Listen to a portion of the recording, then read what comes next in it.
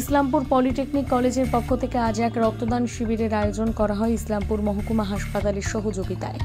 উপস্থিত ছিলেন মহকুমার শাসক আব্দুল সাইদ, ভারপ্রাপ্ত পলিটেকনিক কলেজের ভারপ্রাপ্ত প্রিন্সিপাল গৌতম নন্দী, মহকুমা হাসপাতাল সুপার সুরজ সিনহা উপস্থিত ছিলেন। গৌতম নন্দী ভারপ্রাপ্ত প্রিন্সিপাল বলেন, আমাদের এই নিয়ে তৃতীয় বছর রক্তদান শিবিরের আয়োজন করা হয়েছে। তবে প্রতি বছর এই ইঞ্জিনিয়ার্স ডে অর্থাৎ 15ই সেপ্টেম্বর আমরা পালন করি, যেহেতু এবার রবিবার তাই একটু আগে পালন করা হচ্ছে। তিনি বলেন, পড়াশোনার সাথে সাথে সামাজিক কিছু দায়বদ্ধতাও থাকে।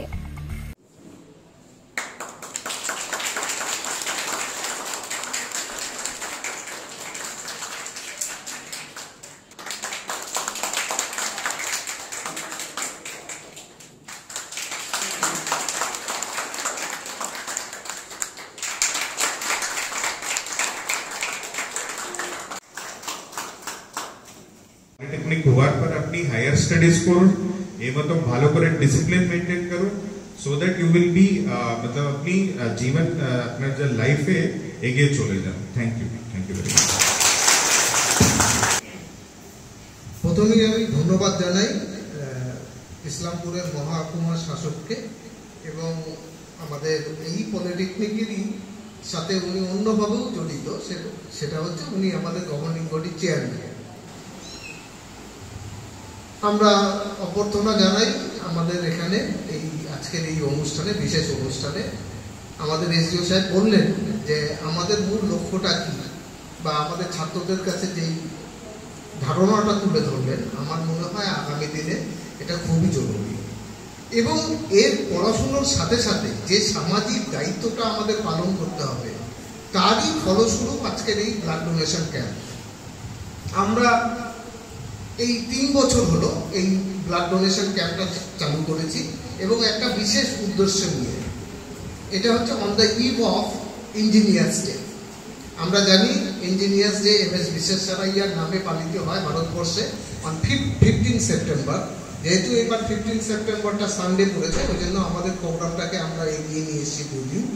এবং আমরা অবশ্যই ধন্যবাদ জানাই যে ইসলামপুর মহকুমা হাসপাতালের কর্মচারীবৃন্দ, ব্লাড ব্যাংকের যারা কর্মচারী, ডাক্তারবাবু যারা রয়েছেন তাদেরকে, তাদের সহযোগিতা ছাড়া কিন্তু আমরা এই অনুষ্ঠানটা কখনোই সাকসেসফুল করতে পারবো না।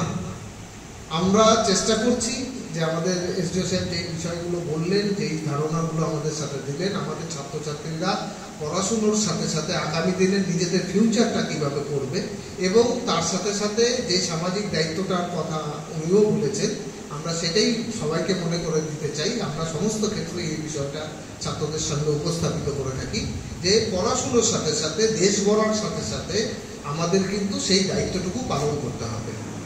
কারণ একটা বিষয়কে সবসময় ইঞ্জিনিয়ার্সরা যে ডিফারেন্ট, এই জায়গাটাকে তৈরি করতে হবে। অবশ্যই সমাজে প্রত্যেকটা মানুষের তার যে কাজ করে, প্রত্যেকটা কাজেরই কিন্তু একটা না একটা দিক রয়েছে, তার সেই কাজটাকে সম্মান করতে হবে। আমাদের শিখতে হবে ছোটবেলার থেকে, যেই মানুষটা মাঠে কাজ করছে, যে মানুষটা কলকারখানায় কাজ করছে, শ্রমিক যারা বা মেহনতি মানুষ যারা, তাদেরকে সেই প্রপার সম্মানটাকে দিয়ে আমাদের কিন্তু নিজেদের ধারণাটাকে এগিয়ে নিয়ে যেতে হবে, সর্বোপরি আমাদের দেশকে এগিয়ে নিয়ে যেতে হবে। সবাইকে আমার নমস্কার জানাচ্ছি। সবকিছুই এনারা বলেছেন, আমার শুধু 2-3টে জিনিস বলছি। এটা হচ্ছে ইসলামপুর ব্লাড ব্যাংক, যেটা আমাদের হসপিটালে অবস্থিত, সেটা অনেকটা এরিয়া, শুধুমাত্র পশ্চিমবঙ্গে নয়, এখানে প্রচুর বিহারের পেশেন্ট, অ্যাডজয়নিং যে বিহার এরিয়া আছে সেখান থেকেও পেশেন্ট আছে।